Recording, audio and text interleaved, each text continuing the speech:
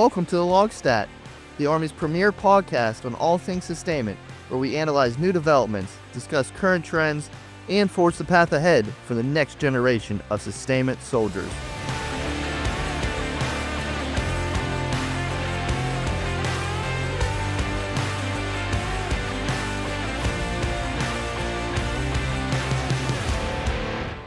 Hello everyone, welcome to another episode of the LOGSTAT.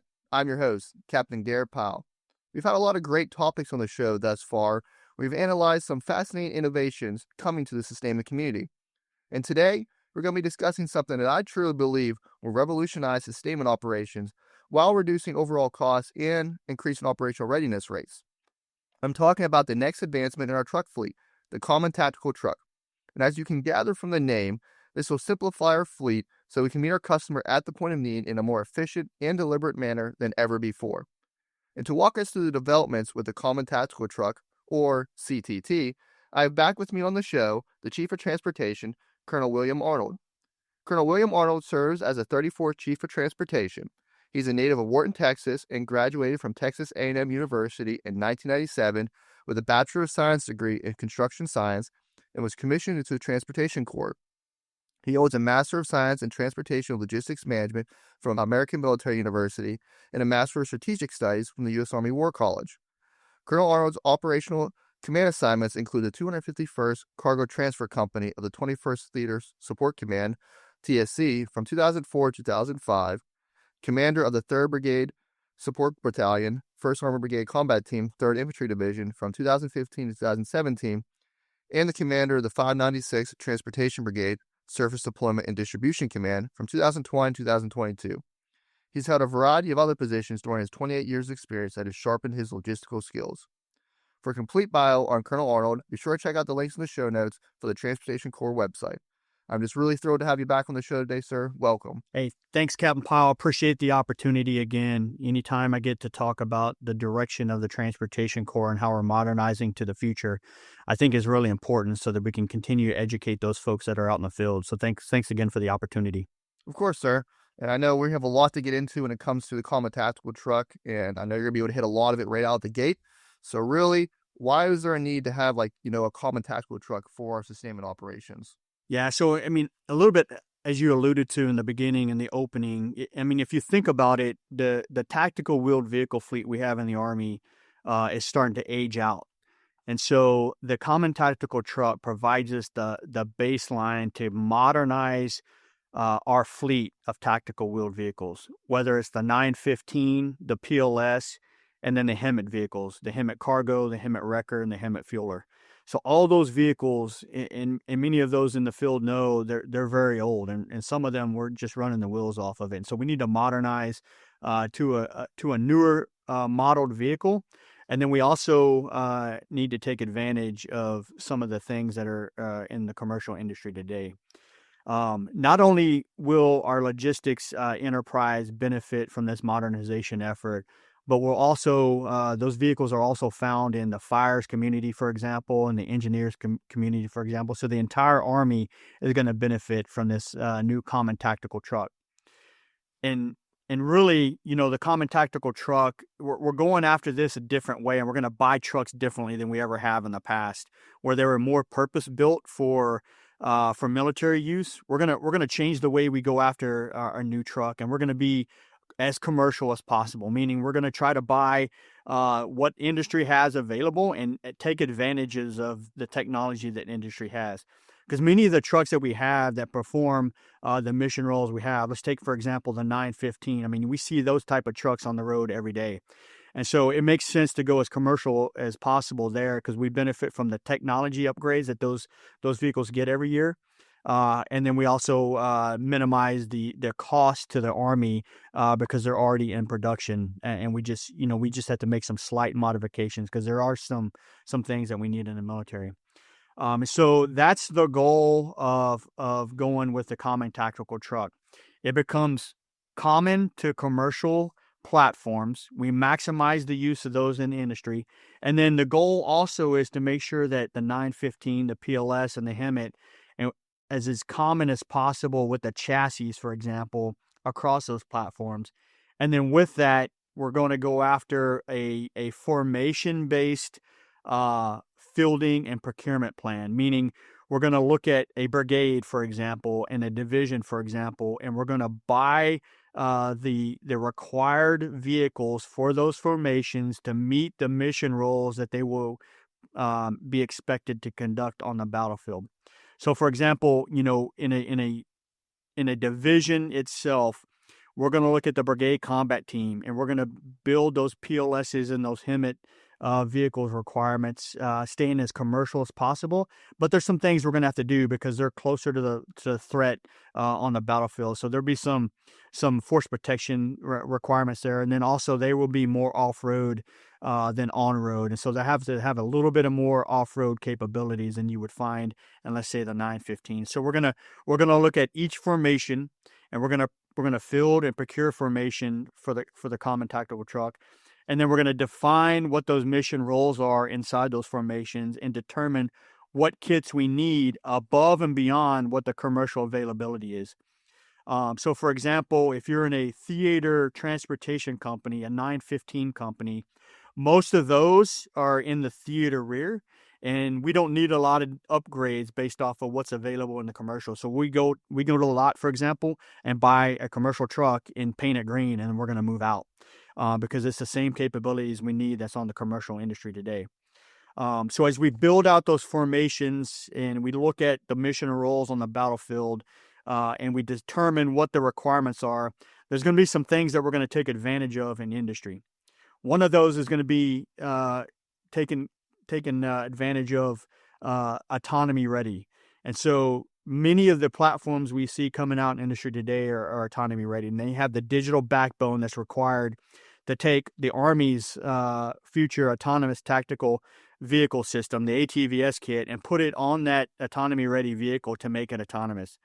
And so by making all the common tactical truck autonomy ready, then we can determine which of those that we're going to make autonomous going forward in the future, and we can apply that ATVS kit on there for whatever those formations are going to require. So that's going to be a future capabilities that we're going to capitalize, because many of those trucks today are already have that digital backbone that we're looking for.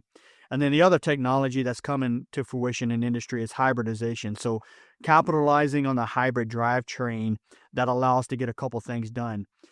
So it's really going above and beyond what we have in your current vehicles today with fuel efficiency, for example. So that hybridization is going to give us the extra set of fuel efficiency on the battlefield, and that's going to really enable these trucks to go further, to go longer, and execute the missions in a more efficient manner, because we're not going to require as much fuel, because we're going to have that combined hybrid battery and fuel capabilities that we often find in most of our industry vehicles today. And then the other added advantage of hybridization is it will allow us to offboard power. And so that hybrid drivetrain will generate power, and then based off of that formation that we're going to procure, some of those vehicles may become the ability to offboard power. And for example, we will be able to pull off generators off the battlefield, and that truck will be able to provide the power for a said TOC, or even for your fresh from our maintenance capabilities, and you reduce the transportation requirements in the current formation by just having the ability to offboard power. And then there'll be other kits that we'll have to determine based off of the formation, whether a vehicle needs an up armored kit, or whether the vehicle needs a force protection kit with a weapon system on it. And so those are the other things that we'll determine based off of the mission and role inside that formation on the battlefield. So in a nutshell, the common tactical truck, as common to commercial industry as possible, capitalizing on technologies that are resident today, whether it's autonomy ready, hybridization, and then really determining by formation and mission role on the battlefield what we're going to actually procure and design with each of those different vehicles to get after modernizing the 915, the PLS, and the HEMT family of vehicles. So, wow, sir. I mean, you did a great job just now, just really highlighting pretty much all my questions. So maybe makes this podcast, a short one, but we really did highlight Everything this is going to bring to the force. I mean, the new common tactical truck, it's almost like a Lego set now, plug and play. It's whatever that formation is going to need.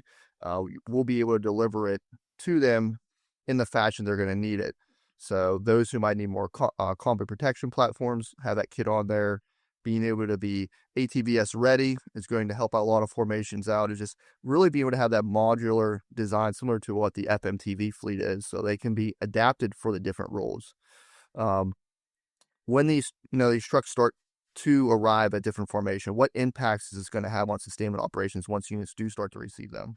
Yeah, so I think, first and foremost, we'll start increasing Army readiness, because the older trucks will start to be able to divest soonest, right? And so that's going to be a number one benefit. Number two, when we get on the battlefield, we're gonna be able to take advantage of those capabilities that I talked about, whether it's the hybridization to get more endurance for commanders to be able to capitalize on with resupply of fuel, for example, or resupply of ammo. Our resupply lines can go a little bit longer because we don't burn as much fuel, and quite frankly, we won't need as much fuel because we won't have to burn as much of it. And so there's there's a demand reduction there that we'll be able to capitalize as we continue to fill this technology.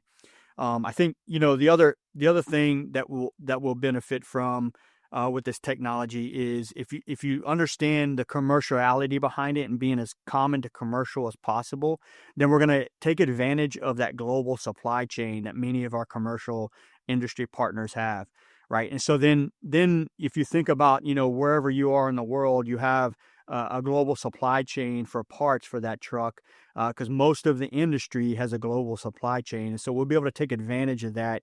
Our SSAs will get a little bit smaller. We won't have to move as many parts, and then the source of supply could potentially change, and it won't all have to come from the States.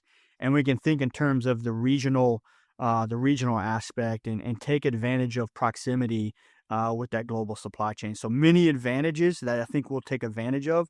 And as the technology continues to mature, if you think about it, every year the new commercial pickup truck or car has a new technology in it. Every time we procure a new formation base of trucks, we're going to take advantage of that upgrade, right? And so as everything matures in the commercial industry, the next procurement for us are mature as well. And we'll continue to take advantage of all those upgrades and technologies that commercial has to offer. And I think the common tactical truck is really just showing how a lot of our previous episodes is all connecting together.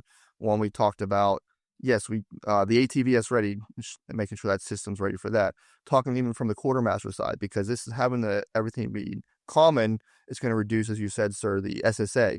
So it's going to reduce the amount of variety of parts we're going to need. You can even get into advanced manufacturing, be able to help produce some of those parts ourselves. So it's starting to connect. We're able to now really connect all these different episodes that we've had and how all these different technologies is all funneling together, and is going to provide us a platform that's going to be battle ready, reduce our overall costs, kind of really increase our operational readiness rates, having that one single platform. And then this is just an amazing thing. And now I know our listeners are probably thinking, well, when do I get to see it? When's it going to be there? Yeah, so that's always the question, especially when you're buying a new truck, right? So we still got some work to do. We got to go through all the requests for proposals and all the acquisition timelines. The goal that we're shooting for is to have this to begin to be delivered between the 28 and 2030 time windows. Obviously the goal is to come as far left as possible. Right now, our goal is to shoot for that window to start delivering these out to the field based off of those formations that we talked about. And I think by going more commercial as possible, we can expedite that timeline, because there's not as many requirements for industry to retool their lines, for example, to get after something that's all military procured, right? So taking advantage of that commercial is going to allow us to kind of slim down the timeline. So I think as we continue to mature the acquisition timeline, that's the current window and goal. But always, we're looking to, when funding is available, can we pull it to the left? Exactly, sir. I know that's been one of the priorities of the Secretary of War is, getting this equipment faster out to the troops. And that's just part of what we're talking about today. I know everyone out there listening, we've went through a lot of what this truck is going to be looking at, capabilities, what it's bringing to the force. And like with anything, things can change. Its developments can change because as technology continues to increase. So if you're out there listening right now, just understand that this is still in development right now. They're still planning it out. I know if you were at the previous AUSA, they've talked about it there. Different companies are showing different designs. If you go Google right now, you'll see some prototype designs. Just recognize that as we go through this procurement process, things could change, but we're just excited on the way ahead and what we're doing. Like, it's really bringing all these old platforms, all these legacy platforms, get them out of our fleet so we have one truck that we can function off of. Is there anything else, sir, that we didn't talk about when it comes to the common tactical truck you'd like to highlight to the audience? No, I pretty much covered everything. I talked about the systems that we're looking to replace. I talked about, how we're going to go about formation-based procurement and really making sure that we get after what each formation needs on their truck for capabilities based off of where their mission role is on the battlefield. And so I think that allows us to take advantage of, what our industry partners really want to provide us is the best technology that we need and help us grow into the future. So I think, as we went through this program, this is really going to set the stage on how we procure equipment in the future based off of that formation-based mission role aspect of it, and then going as commercial as possible, which you heard, the Secretary of War talk about previously in the, past few weeks. Well, thank you, sir. I think this has been a great conversation today. Just really highlighting to our community everything's going to be, it's going to be an awesome truck once we see it out in formation, to be able to get behind the wheel of that. As we close out, you always provide some awesome, insightful wisdom to the audience. Do you have any additional that you'd like to provide today? Yeah, so I think, previously I talked about certain things which you can do, as an individual, and I think that stands to be true even today, right? Continue to educate yourself, understand what's happening in the Army. The Army is in a continuous transformation effort, right? We have a campaign plan that's behind it. So understand what that means. And the Army is changing faster than I think we've ever seen, right? Because we have a sense of urgency, and we have a sense to get this new equipment and technology into the field as fast as possible. And so understand what that looks like. And if you're in a transformation and contact brigade, for example, give us feedback, right? So we need feedback to CASCOM to understand what technologies are working out there, what is not working, where we need to change formations, how we need to change doctrine, because we're trying to change at the pace that we need and not be slow, but we need your feedback from the field. So continue to reach out to us, whether you can find us on the global. You can go to our website. We have a resource portal at CASCOM that'll get after many of your questions. All of our offices in the commandants across CASCOM have group emails where you can send up feedback. But we really want to hear from you. And don't be surprised if we're reaching out to some of your leadership out there as well to get that information as we modernize our POI, for example, and change what we teach in PME, and change it at speed as well, because the technology's changing, the battlefield is changing that fast. So, feedback is a gift for us. Perfect, sir. This might be someone, I know you talked a little bit about some of the mailboxes, but this might be someone's first time hearing you on one of the episodes. So is there any other place they can go to send their cards and letters? Yeah, so the Office of the Chief of Transportation, if you go to the transportation website, we have the links there for our OCOT team to get information back. You can find myself or Command Sergeant Major Hood or CW5 Throm here in the headquarters. Get us up on the global as well. We would definitely get you vectored into the right space to get your question answered or to get your feedback.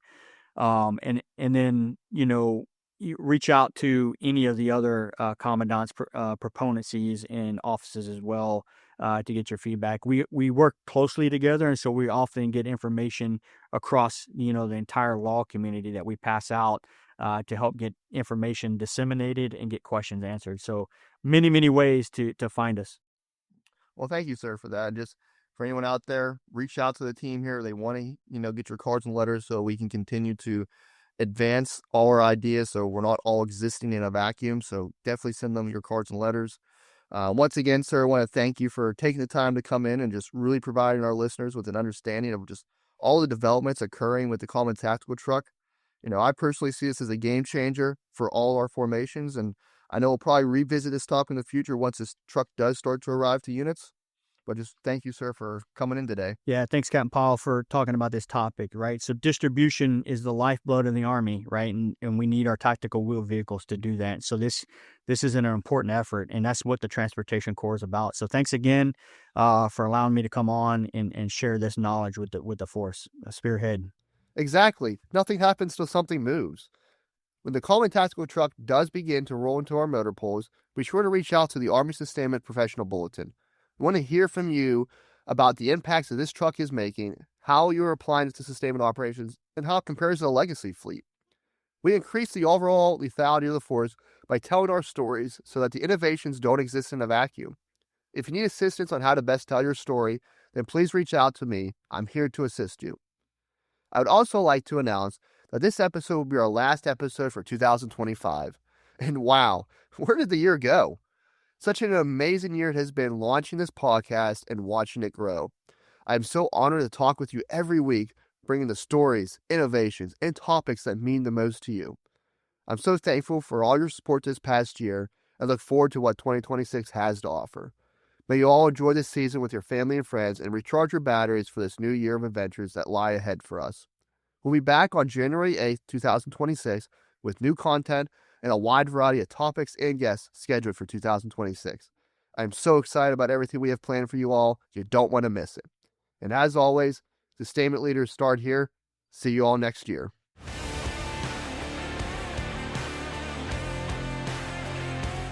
Thank you for listening to another episode of the LOGSTAT. We hope you enjoyed today's conversation. Please share this episode across your formation and leave us a review. If you have a topic you'd like here discussed, then please reach out to us at armysustainment@army.mil or directly to me on Global at garett.h.pyle. Follow us on Facebook, X, and LinkedIn at Army Sustainment. We'll see you next time. Sustainment leaders, start here.